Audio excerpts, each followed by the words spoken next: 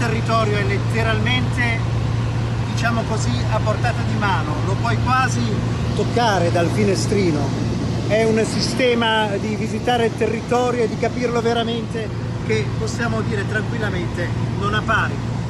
Sotto di noi Prato della Valle si apre, inconfondibile, e tutto a Padova sembra a portata di mano. Emerge la chiglia rovesciata del Salone, l'abbraccio dell'ansa del Bacchiglione, attorno a cui nacque la città dai tempi di Antenore e anche prima.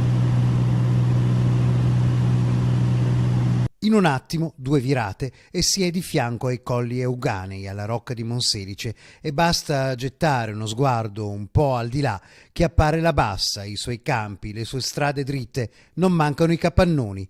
Tutto chiaro, in meno di 10 minuti di volo con il volo.eu. In Italia si deve sicuramente sviluppare questa idea di turismo. Sono d'accordo sul fatto che gli italiani spesso e volentieri vedono l'aereo solo come un mezzo di spostamento. Noi vediamo l'aereo che oltre a un mezzo di spostamento è un mezzo che è in grado di regalare emozioni. Se voi ci pensate quando andate negli Stati Uniti o in altri posti, la prima cosa che cercate di fare è il volo sul Grand Canyon, no? Perché non il volo allora su Venezia, su Padova, sul lago di Garda o sulle Dolomiti. Quindi crediamo veramente che possa avere delle forti possibilità di sviluppo.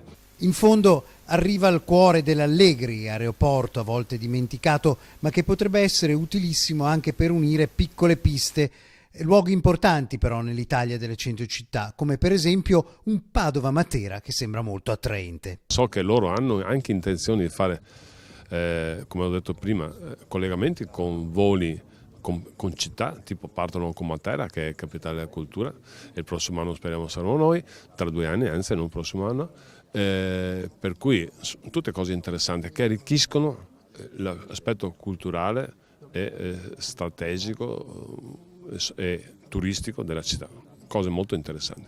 Si atterra, si passa il Bacchiglione e in un secondo si tocca l'asfalto. Non si deve andare in centro città perché si è già in centro.